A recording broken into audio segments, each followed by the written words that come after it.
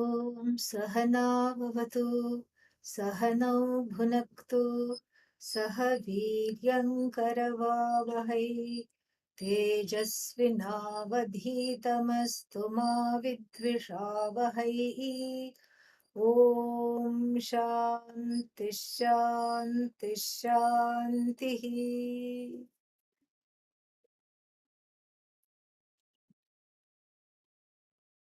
Oh, did we do the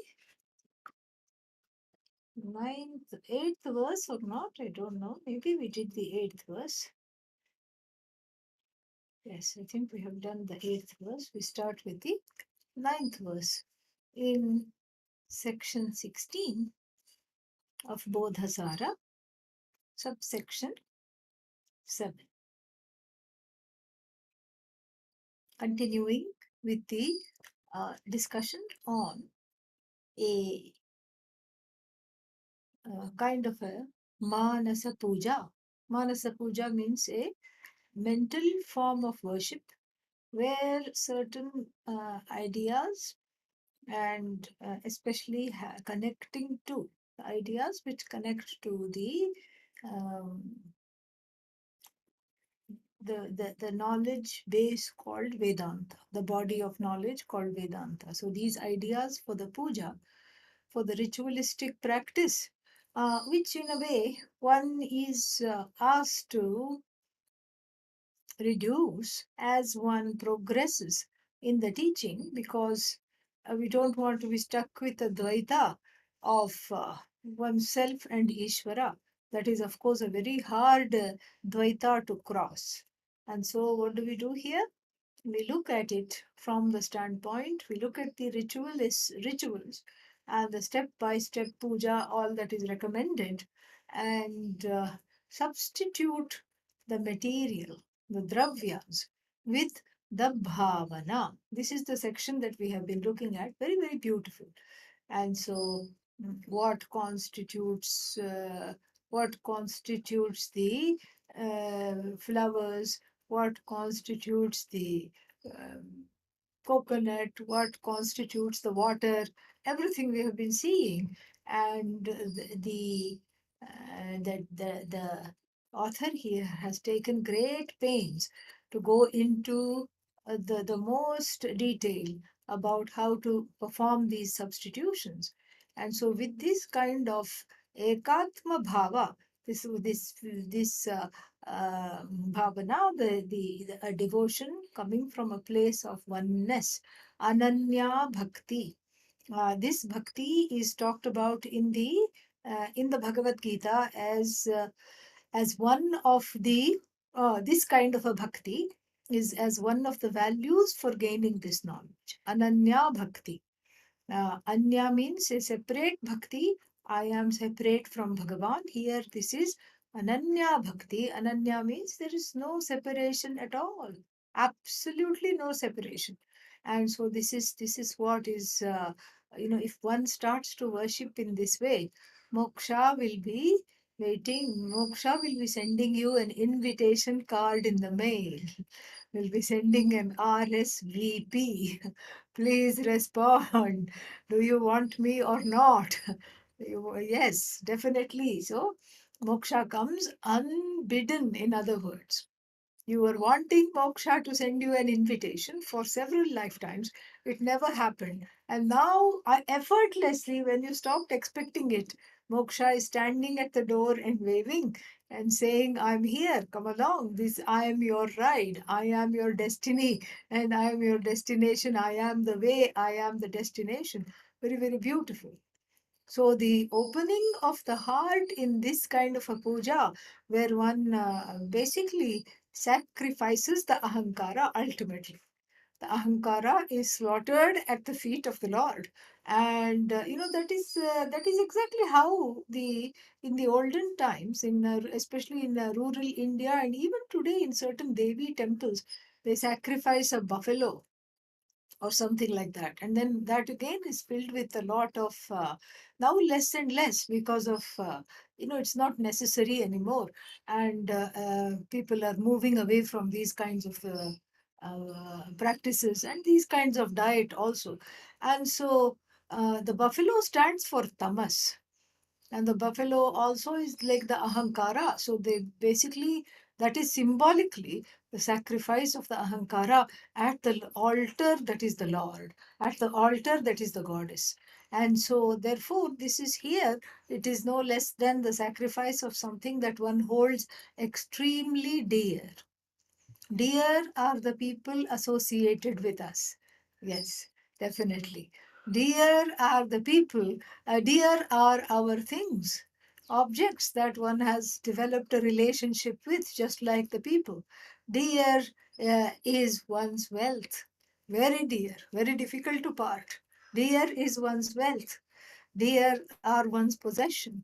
Dear are one's people, one's group of whatever one, whoever one identifies as intimate and close. Dear are the notions that one holds. But the dearest of all, the nearest of all, is the holder and the one that considers all things to be dear. So easy it is to sacrifice the desires, easier it is to sacrifice the desires, easy, relatively easy as one grows in this knowledge to sacrifice the dysfunctional love for the people and objects of desire. Easy it is to even have a sense of asangatvam, uninvolvement, distancing oneself from the same old samsaric. Is that a word? Yes, now it is. And so, from the samsaric ways of connecting, dysfunctional ways of connecting to the jivas, to oneself, to the jagat, and to Ishvara.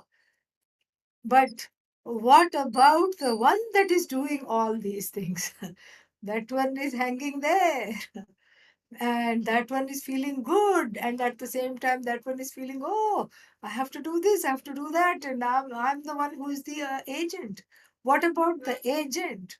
So easy it is to sacrifice the desire. Oh, I have been there, done that, and I can give up the desires. Can you give up the desire? And I have quoted this story many times. A young Swami goes with a with a lot of happiness to another elderly Swami to take the elderly Swami's blessings and say something like, and he says, I took sannyasa today. And the elderly Swami, pretending not to know what it is all about, says, oh, how did you do that? What is that all about? And he should have known this is some kind of a trap leading him into self-inquiry. But he was a little clueless, and he kept saying, I gave up my job. I gave up my bank account. I gave up my parents. I gave up my house. I gave up my spouse. I gave up my children. I gave up all the things that are there to give up. That is what is called sannyasa, and that is what I have done. And the elderly one just looked at him kindly and said, you have given up all these things, all right. When are you, oh foolish one, Murkha, when are you going to give up the giver upper? That giver upper is, you won't, you can't, it's very difficult to give up the giver upper. And also, it is so sneaky. The giver upper is very sneaky. It masquerades and it says, okay, okay, I have given up, I have given up. And then the next day it's back. Oh, I thought you gave yourself up. Didn't we decide that you were to be given up yesterday? Yeah, but that's today.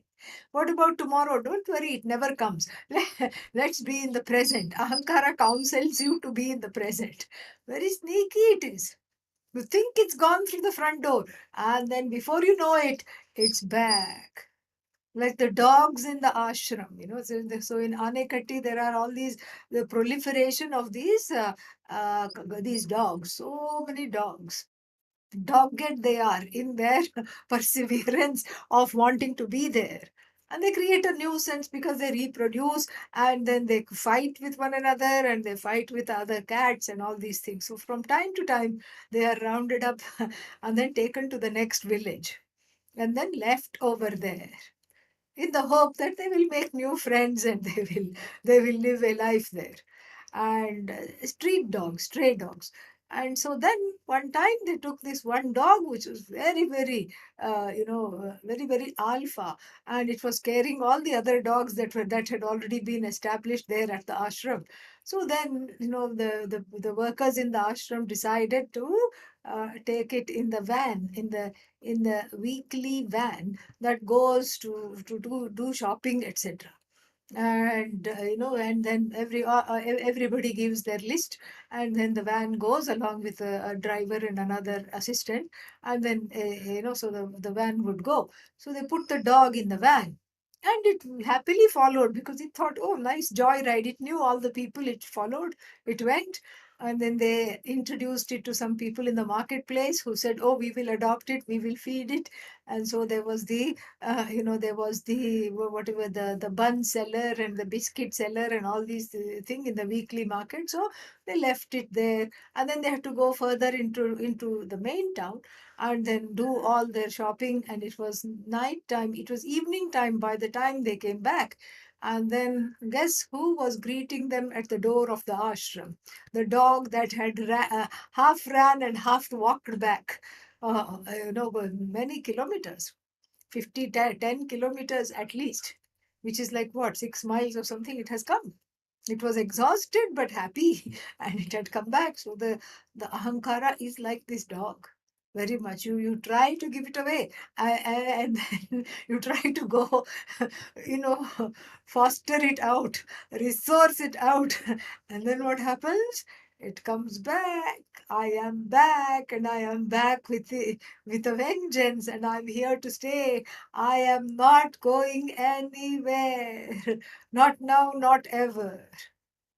That's why in the Arati, there is a famous Arati song, Jai Jagadish Hare, you know, and there, and there you sing, Tan Man Dhan Sab Kuch Tera, Kuch Nahi Mera, meaning the mind, O Lord, belongs to you. My body, O Lord, belongs to you. My wealth, O Lord, belongs to you. Everything belongs to you. So the fellow sings on day one. And on day two, the fellow sings again. Lakshmi is confused. Goddess Lakshmi is confused. She turned around, she turns around to Lord Vishnu and says, didn't this fellow give up the mind and the body and the ahankara and the wealth and everything yesterday? He's singing the same thing today. Mahavishnu says, just don't apply logic where human beings are concerned. You can apply logic even to animals. They are logical. There is a reason. Even for some animal that is ferocious and suddenly attacks, there is a reason. It got scared somehow. You didn't see it getting scared. You did something unbeknownst to it that made it on the defensive. So even animals, you can apply logic. Mahavishnu says, don't apply logic to these human avatars. They are they are beyond logic. So like this, the ahankara has to be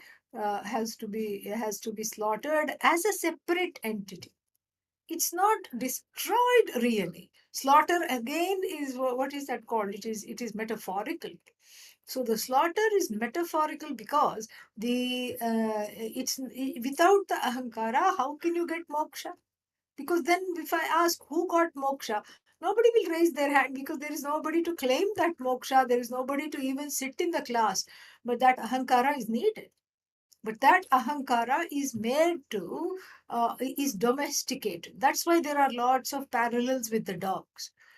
So the ahankara is domesticated, tamed, made to respond to rewards and punishment, and made to respond to all these things, and it is tamed.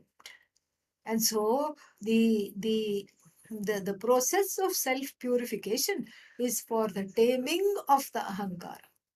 So the karma yoga is the domestication of this dogged ahankara. This dogged ahankara, and what does the dogged ahankara do? Does not want to be tamed, wants to be free. Okay, then be free. No, no, no. It is bound. It is free, but then it is free enough to feel bound. And so that notion of bondage has to be removed, and it cannot be removed without the ahankara going through a spin cycle in the washing machine. You just put it in, along with some japa, which is the stain remover. Yeah, and and then puja, which is the soap. And then the water, which is the all the karma yoga, the agent of purification. And then it has to agitate, it has to go like this, and then it has to go like this, and then it speeds up, and then the ahankara comes out, wrung out, and not recognizable. No stains, no dust, no malina, no kind of difficult situations, etc. Nothing. And the ahankara now, the ego is as clean as a whistle, ready for this knowledge. That is basically the idea. If one goes through the life, and even if one goes through Vedanta without allowing the ahankara to transform, then the life and the teachings would have been in vain for that person. For that person. And so this kind of a new kind of a puja vidhi is where the ahankara is up front and center. And so we have to remind ourselves that this kind of a puja is absolutely wonderful and absolutely healing for this ahankara, because ultimately the ahankara is Bhagavan. And it wants to be one with Bhagavan, but then it has too many fish to fry, too many things on the burner, too many occupations, too many agenda, too many things that it is preoccupied with. And in these preoccupations, what is the basic premise for this preoccupation? The basic premise for this preoccupation is is a series of wrong notions. I am incomplete. I am insecure. I am no good. I am unlovable. I haven't accomplished anything, and I am unable to forgive myself. I am an idiot. All these things are part of the notions that make the ahankara scurry like the restless mouse in search of food to hold. Food means all these accomplishments. Keep on holding, holding, holding, like a restless squirrel keeps on holding for the rainy day. And then this is what it is. And even this squirrel was tamed by Lord Rama. It was just very beautiful story. And the squirrel was so moved, it said to itself, I am always holding and some nuts or something else. Why not I just give these holding tendencies by carrying little pebbles in my mouth to cement this bridge that was being built from India to Sri Lanka to transport the army. Because everybody is not Hanumanji, they are not going to jump. Okay. And so they to transport the army and all the food and everything, this is how they did that. And so the squirrel, which was busy hoarding the nuts, etc., it was told, it just got an idea. It said, oh, just the size of nuts, I'm going to bring pebbles and use this to cement these big boulders which all the Vanara Sena, were carrying. And so it lined all the boulders, between the two boulders, cemented the bridge. But then it felt, I haven't done enough. Typical ahankara. I haven't done enough. Though all the big vanaras, the big monkey, humanoid monkey like these people, they are carrying huge boulders. And what is my contribution? Just a few pebbles. And Lord Rama saw it, thinking that. And Lord Rama came over and and petted it with his fingers and said, look, because whatever you have done has held everything together, and you have contributed a lot. It has held the boulders together. That is what, if the boulders were floating away, then where would be the bridge? The boulders are held together because of your contribution. And in so saying, he just petted it And that's when, my dear friends, the chipmunk with the three stripes was born. And so, that even today, whenever we see the chipmunks, we say, okay, it has Rama's fingerprints and handprints on that. So beautiful. This is all about taming the ahankar, allowing it to be transformed, because otherwise one will always think I'm not doing enough, I'm an idiot, and I have to do more, I have to accomplish more, and one becomes some kind of a sensitive, like that touch me not flower and the leaves. You just go with the fingers, and and the bunch of leaves are here, and there is a big distance, there is at least 2-inch distance. But the sukshma sharira, the subtle body of that plant senses this intrusion and all goes like this. Again, another beautiful, metaphor for the ahankar. You're not even touching the plant. You're not even touching the blessed plant. You just go near it with the finger and it immediately shrinks.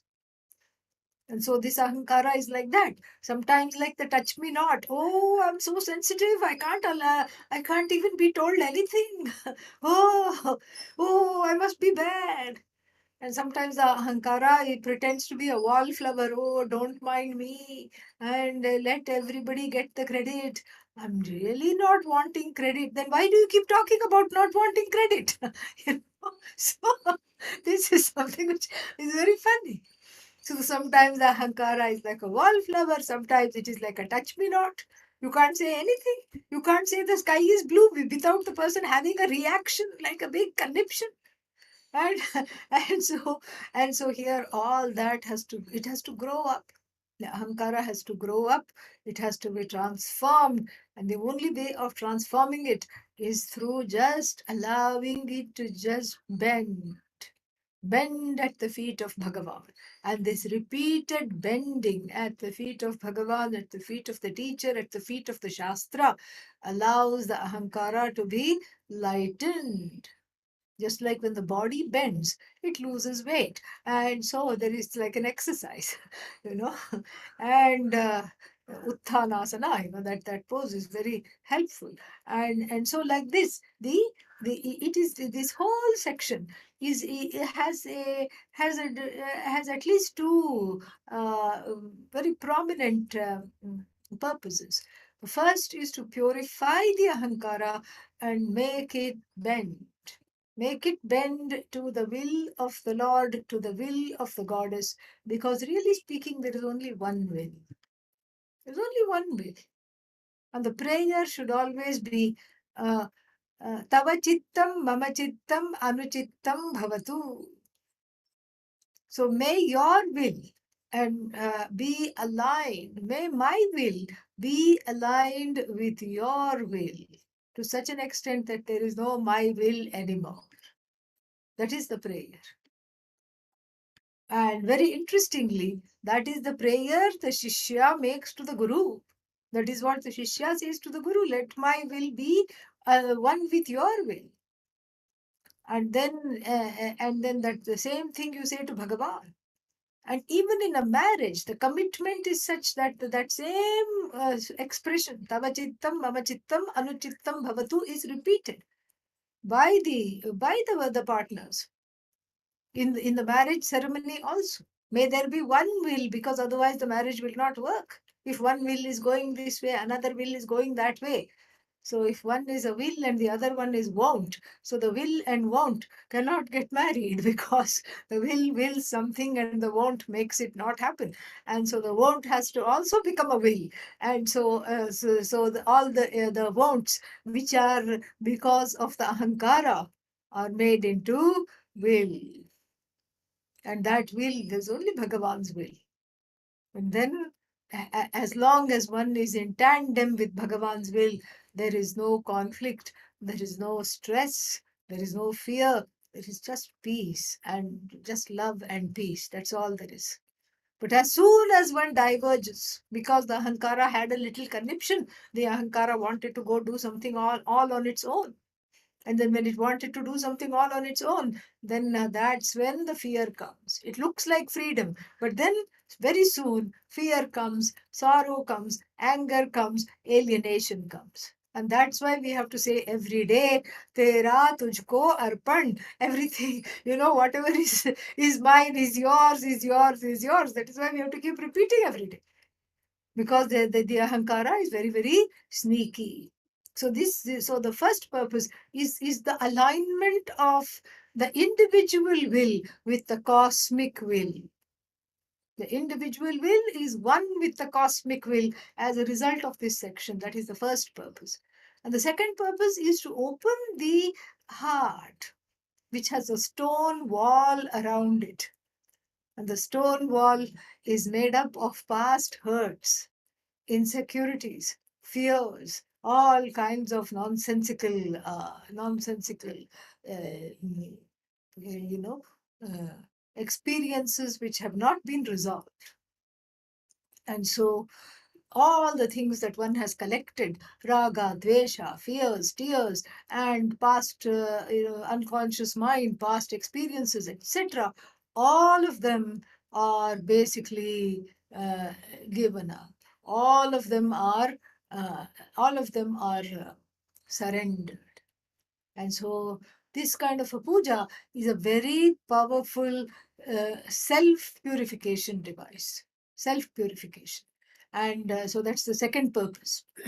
Self-purification and opening the heart. The heart has to open to blossom, to be in a place of receptivity, receptive to the teaching, receptive to the Shastra, receptive to Guru, receptive to Bhagavan coming into the life. So inviting Bhagavan into the life through a very intimate and involved kind of a puja where one's own ears, eyes, mind, etc. are the ingredients, are the instruments of the puja, and are also the offerings. They are the offerings, they are the instrument, and of course, the doer is the instrument, and the doer is the offering. Brahmarpanam Brahmahavihi. We have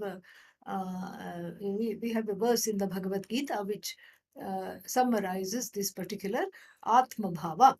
And so then the last purpose of this section is to have that oneness, is to have that longing, which is a longing for this oneness. And so these are the reasons.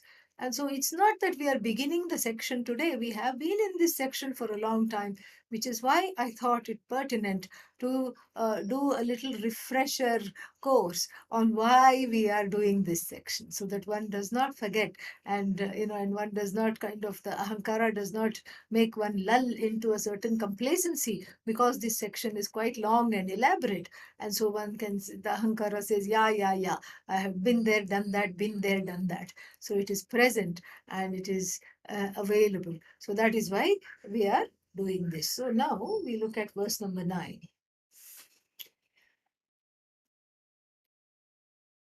So the verse number 9 is connecting us to one more step in the puja called Ajamaniyam. Ajamaniyam means the sipping of the water, which is done after Naivedya. So it's just like when you sit down to eat, you eat a few mouthfuls and then it sticks, to the throat, it sticks in the esophagus, and then you drink a little water to wash it down before you eat some more. So that is why it is called paniya. Paniya means offering the drink, or achamanam, achamaniyam. These are the words. Okay. So then this will be this is the what is the sipping, what is the water that is offered, this is what is the figurative meaning of the water that is offered after Naivedya. So last time we saw the Naivedya means you give the food of duality to Bhagavan so that you don't have to eat the duality. Let Bhagavan eat up the duality. That is the offering. And so after offering, a little water is offered to make sure that Bhagavan doesn't spit out the duality. Okay. And there's no burp up of this duality. Let it all go inside. I don't want to deal with this duality. So a little bit of water is offered. Let us look at that. पश्चादाचमनीयमत्र विहितं सद्यो विशुद्धिप्रदम् सन्तोषामृतमेव पूजनविधौ पानीयमानीयताम् यन्मैत्र्यादिचतुष्टयं मुनिमते पातञ्जले वर्णितम् ताम्बूलं वदनप्रसादजनकं देवाग्रतः स्थाप्यताम्. Again, very beautiful. Paschat. Paschat means afterwards. After what? Afterwards means what? Afterwards. After sleeping? No, no, no. Not after sleeping. After eating. After eating. So, Paschat means after the Naivedya. Ityartha. So, Paschat, then what? Achamaniyam atra vihitam. Now, Achamaniya, this step is called for. Vihitam means if there is an injunction. This is how the puja is to be done. It is part of the puja vidhi. It is part of the steps of the puja. And then, Sadhyaha. Now the Sadhyaha means now. Paschat, after the Naivedya, now the Achamaniyam has to be offered. And what is this Achamaniyam? Vishuddhi Pradam. It is a palate cleanser, literally speaking, because the you're eating certain things and then the tongue gets used to those tastes and you don't taste it anymore, or maybe you're eating something full of gluten and it's very sticky, and so then the mouth is all sticky, and so you have in between a little palate cleanser. Vishuddhi Pradam means that which gives, which purifies, and then Santosham Amritam Eva. Santosham Amritam Eva means, see, it is a. So, what is this Achamanam? Achamaniyam. The Achamana is the Santosham Amritam. It's a nectar of delight. It's a nectar of delight. So first we'll see the literal meaning and then the metaphorical meaning. So if supposing somebody is eating something and then some part of you, the person is little bit choking and then the mouth is all sticky. So a sip of water is a nectar of delight because it cleanses the palate, it clears out the esophagus, and for these reasons it's just so wonderful. It's very, very delightful. And then, so then, Pujana Vidhau Paniyam Aniyata. Pujana Vidhau means in the Pujana Vidhi, in the what is called the steps of the puja, then Paniyam, may one bring this drink, a drink that delights, and and a drink that is, sometimes the paniya is also a not just water. The Achamana is water, and the paniya, the little palate cleanser drink, is made of a concoction of some herbs and some honey. Honey is supposed to be very digestive. So there is honey, and then there are some herbs that are there, like little mint, and maybe some, what is that called? A hint of, um, what is that called? It's a kind of a digestive thing, fennel. Fennel, mint, and honey. So they make a little tea. Here in America everything is called tea. It's not really tea. It is a little concoction, infusion. That's a better word. It's an infusion of fennel, all digestive things, so that you can eat more. That's the only purpose, which the meal should have concluded a long time ago. But then there is dessert, and there are two, three more dishes that you haven't yet sampled. And so, in the literal, in the regular life, this little infusion is to settle the stomach, and so that you can go on eating. And so that is the idea. So it's served. The paniya is a little drink that is served in the middle of the meal. It's served in the middle of the meal. And so here, then what? Paniyam aniyatam. Uh, and what is this paniyam? What is the fennel? What is the water? What is the honey? What is the mint? Yat Maitriadi Chatushtayam Munimate Patanjale Varnitam.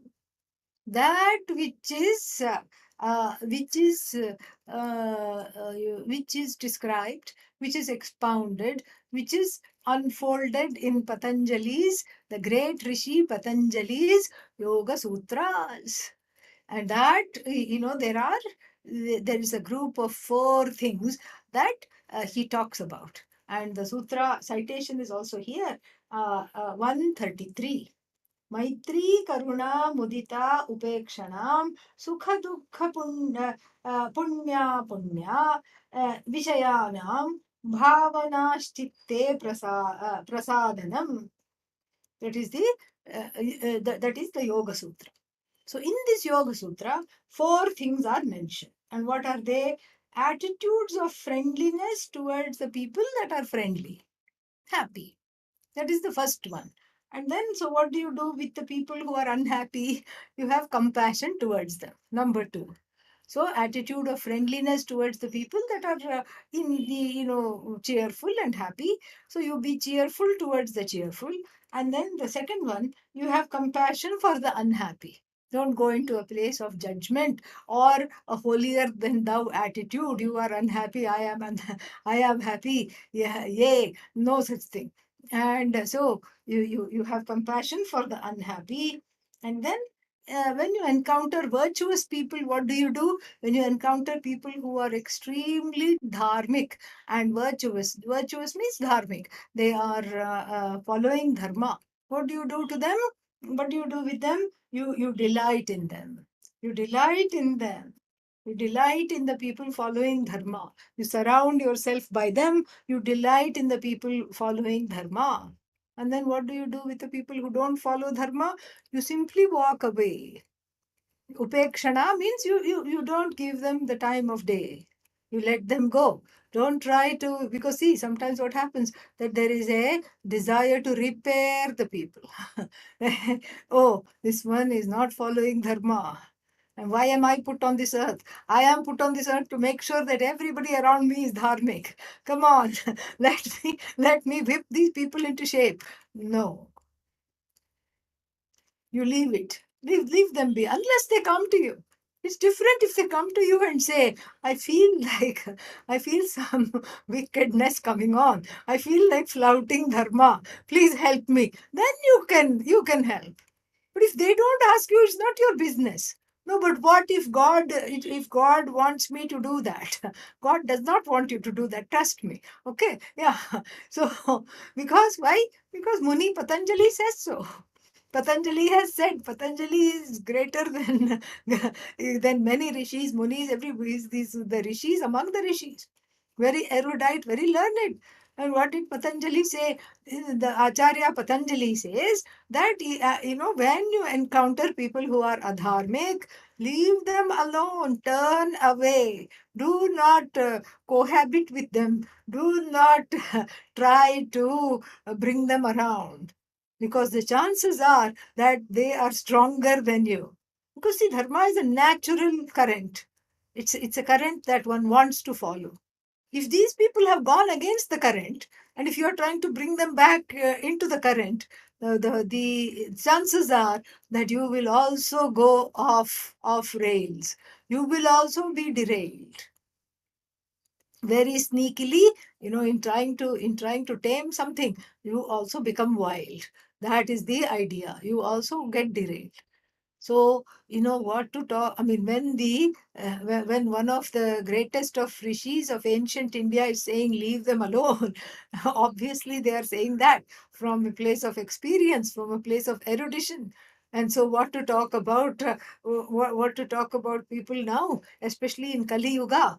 So, if you try to quote unquote repair the adharmic people, and say, okay, all of you deliver yourself unto me, and then I will try to make you into a new, a new thing.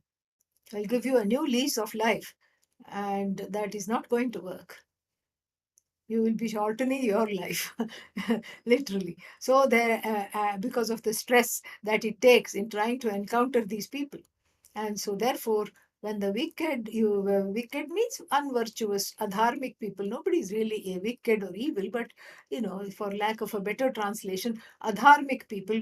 That's a better way to put it. So when you encounter the adharmic people, simply turn away, make a U-turn. Do not give them the time of day. Do not try to engage with them. Do not try to reason with them. Do not try to bring them around. Just leave them be. They must be performing some purpose given by Bhagavan.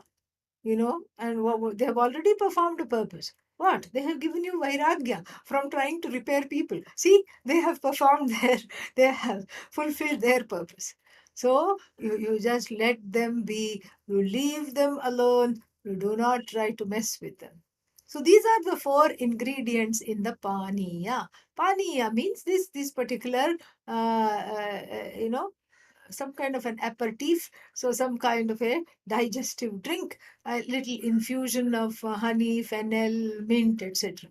So here the honey and the fennel and the mint and the water, these four ingredients are transformed into, being happy with the virtuous, with the dharmic people, and moving away from the adharmic people, being compassionate towards the people who are constantly complaining and are discontented and unhappy.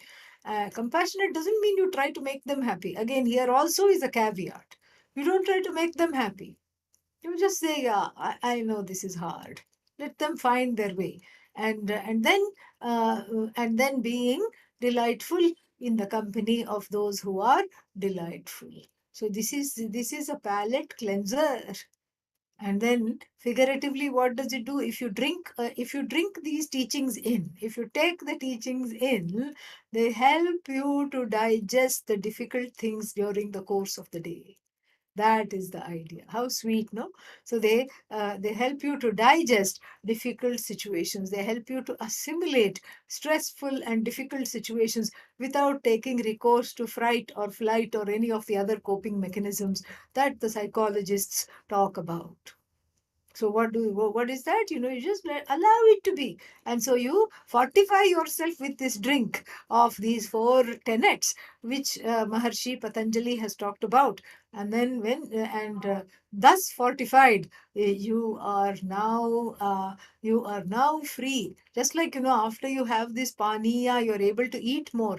Here also, after you drink this, the infusion of these Patanjali's teachings, you are able to eat more, means you are fortified enough to face the rest of the day and eat the karma phala of whatever you are supposed to ingest for that day. You are able to do that. It's just so beautiful, very, very nice. And so that is the ninth verse. And then let's see if we have left anything about anything. Yeah. Maitradi Chatuštayam Munimate Patanjale Varnitam.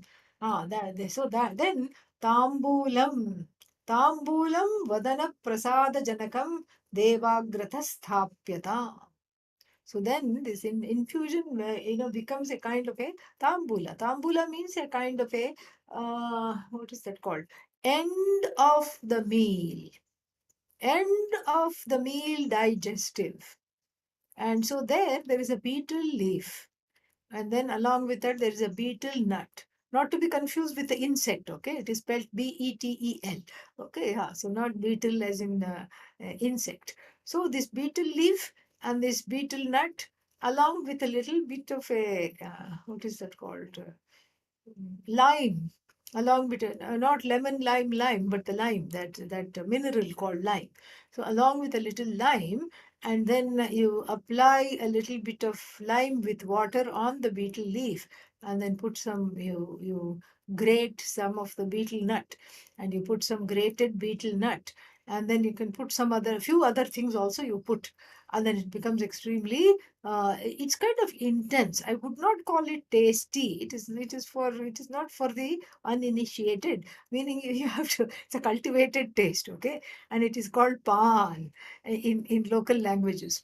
And so then you have to cultivate a taste for it, which I never did. So I can't really speak on its behalf. And so then and besides, it's got the inconvenient after effect of turning the entire tongue and mouth a bright red because of the action of that lime. Okay. And then it also gives more and more saliva, supposedly to digest the food, I suppose. But then people end up spitting it all over the place. especially when in India, where there is a sign, "Do not spit." Even on that sign itself, people would have spat. So, unfortunately, so for these reasons, I never took to this, took to this thing very much at all. I don't care for it. But then, so there is a reasoning behind it, because it's all digestive. So, and it's all, there is a certain kind of a post meal ritual. So you're sitting with a stomach heavy and full. You don't feel like moving around, and so the whole family sits together and keeps applying this lime onto the, and there's a big pan box in the middle with all the accoutrements, little sweet, little salty, everything. Very confusing set of tastes.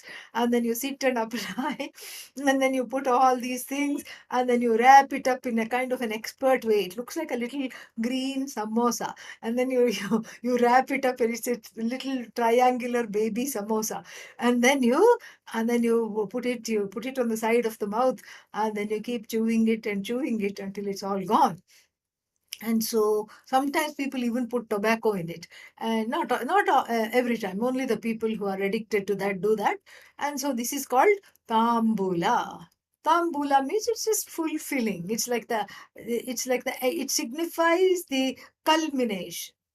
And so here you see the Patanjali's teachings are four in number, and so the in this particular sutra, so two we take to and we put it towards the paniya. Two of them, which two doesn't matter. Two of them you take towards the paniya, and two of them you take towards this tambulam pratigrihyatam devagratah, in front of the Lord. May it be sthapyatam. Sthapyatam means may it be placed. May it be placed in front of the Lord, in front of the Devas. And may in front of the Deva, may it be placed. Meaning, please enjoy this, etc. And this pan is, it's a big culture in India. Sometimes they put gold and silver leaf in that. Some kind of a colloidal gold and colloidal silver. And then they put even a little grated, what is that called? These Mm, red things, corals, grated corals, etc., which supposedly are very good for health. I don't know, I haven't tried. And then that pan is sold for like thousands of rupees, and people just line up to only the rich people, of course, line up to get that and to say, I have tasted it. So like this is a very big thing in India. And so even for Bhagavan, you offer this at the end of the meal, meaning you assimilate these teachings, and so that you are fortified against any kind of a digestive upset about not being able to digest the behavior of other people around you, because you have schooled yourself as to how to behave towards everybody. So then that is verse number 9, and verse number 10 now.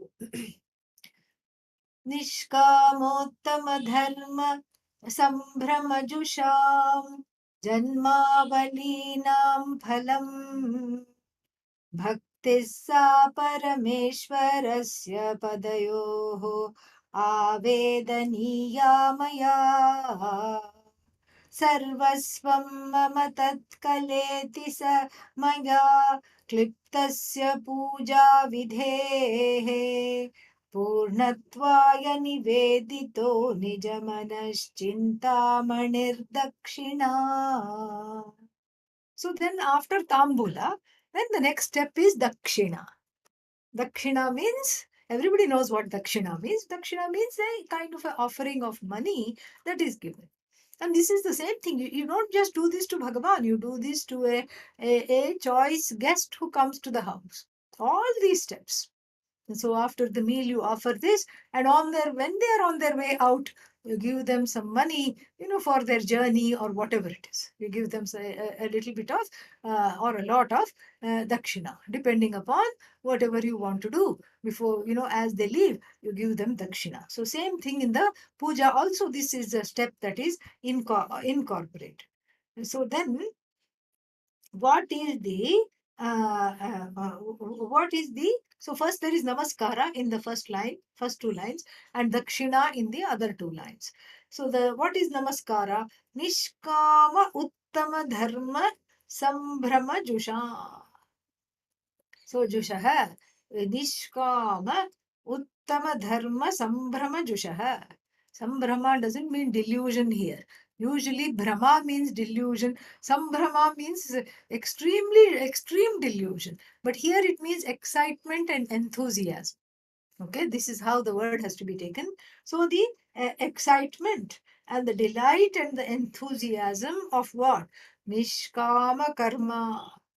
Nishkama karma. Nishkama karma means finally attaining the ability, cultivating the ability, finally accomplishing the ability to do something without expecting something in return. That is Nishkam. Amazing. It's so beautiful. And then when that is accomplished, there is great delight and satisfaction. And that delight is called, and the person who has this delight, they are called Sambrahma Jushaha. So Nishkama Karma and the Nishkama Uttama Dharma. Dharma here is karma because the dharma is that dharma is informing karma. So Nishkama Uttama Dharma Sambrahma Jushaha. So the people for whom Nishkama Karma, which is Uttama Dharma, which is the ultimate duty, the ultimate thing to discover in this life before Vedanta, because this is what ultimate qualification for Vedanta. So then in this discovery, there is so much delight. So for those delighted ones, why are they so delighted? Janmavalinam phalam. So this is Janmavali means a line of birth.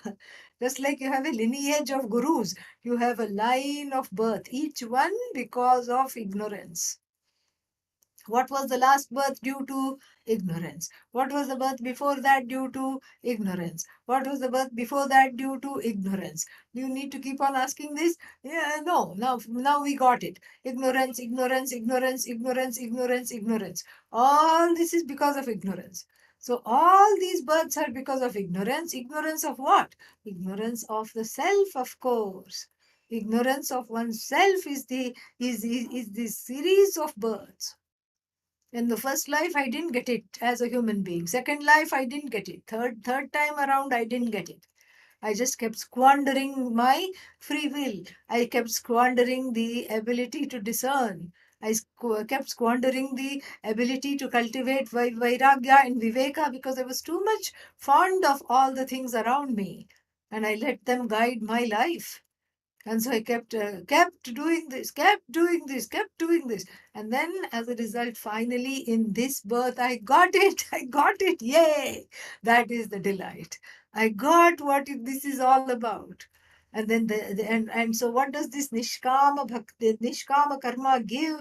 And the phalam of Nishkama Bhakti, Nishkama Karma is Bhakti. Bhakti means devotion. So that devotion is offered as a fruit, as a final offering at the feet of the Lord. That devotion is offered. The devotion is offered at the feet of the Lord, and then so this is Parameshwarasya Padayoho Avedaniya Maya. This has to be put at the feet of the Lord by me. What is that? The ability to do things in life without expecting or being able to not let my reactions to the fruit of actions dictate my actions. So my actions are there, they are in tandem with Ishvara. This is why I took some time earlier to talk about that one presiding will. And when I am aligned with that will, there is no me, there is no my, there is nothing like that. In the beginning, that me is there. In fact, the me is cultivated and then given up. Me is cultivated and then the me is given up. But why should it be cultivated to be given up? Because if it's not cultivated, it is not there to give up. You have to cultivate it. So that's why in the beginning, yeah, what do you like? What do you not like? It's important. The raga dveshas in the beginning, they define you. But it's important because you have a sense. Oh, this is who I am. This is like a placeholder before the understanding of who one really is. The raga dveshas become the placeholder. The identification as a man, as a woman becomes the placeholder, or in between, or that becomes a placeholder. And the identification with a particular place and a particular time, a particular kind of a thing, that becomes the placeholder until this understanding is completely discovered. So there are various placeholders, and so those placeholders are there, and then you keep accruing this I, you keep buttressing this I with all these not I things, and then you make it fat, and then it is slaughtered.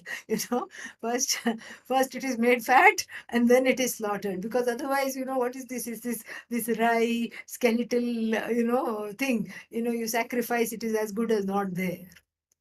So first the I is fattened up, and then is sacrificed. Is fattened up. Why? Because you have to know who you are. In a way, even the wrong identification has a purpose.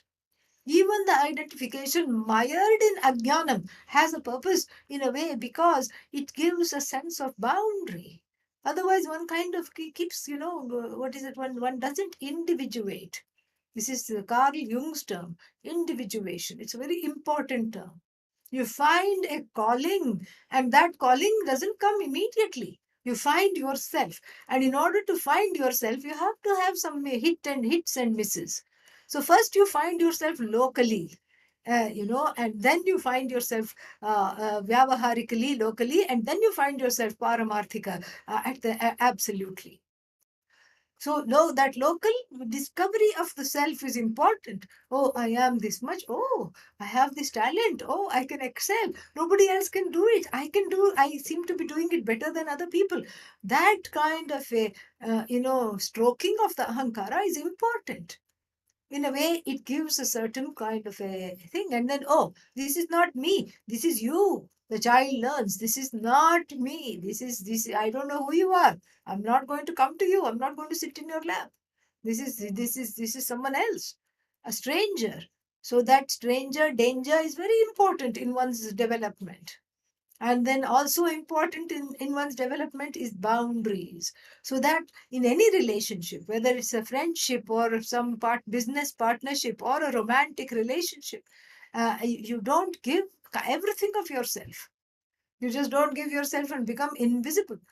And then one is sad and upset and wants to come out of the relationship. So therefore, this is very, very, very extremely crucial, extremely important, that you find yourself, you own who you are, and then you disown who you are after that. So even though it seems paradoxical, it's a very important part of the development. Because only when one is the ahankara is fattened, can then only it can be led to the slaughter. And so here it's the fattened I, full of notions, but now full of devotion. And in that devotion, I'm able to let go of the notions and say, all that is there is you. Oh, hey Bhagavan, all that is there is you, not me, not me. Then you can say, this is not me, this is you, this is you, this is you. All is you. That's why in the 10th chapter of the Bhagavad Gita, Bhagavan, says, all these things are me. When you have a wonderful ability, it is not you, it is me. But then why couldn't Bhagwan have said that in the beginning? No. In the beginning, all that was developed. Karma yoga is given. You have to do this, you have to have this, you have these duties, you have this dharma, you have these to accomplish. You have things to do, places to go, people to see. And then finally, halfway through the Bhagavad Gita, the little balloon called Ahankara is punctured. All this hot air goes out. Very beautiful arrangement of the Bhagavad Gita, no? Very nice. And so here too, towards the end, we are told to let the air of the, first you pump up the Ahankara, becomes fat, and then what? And then you let the air out, or you put a little pin there, and fuss, it just bursts. All that is there is Bhagavan. There is no my air, there is only air. There is no hot air, there is only air. And then you are lightened of the wrong burden of carrying this together. Then the final step, we keep saying final, but he keeps finding new steps. So let's just say the next step here is dakshina. What that dakshina means and what that constitutes, we will see in the next session, which is exactly 2 weeks from now. Please refer to the website for the updated class, list, etc. Okay. All right. All the best. Good morning, good night, wherever you are. Om Purnamadah Purnamidam Purnat Purnamudachyate Purnasya Purnamadaya Purnamevavashishyate. Om Shanti Shanti Shanti. Harihi Om Shri Gurubhyo Namaha.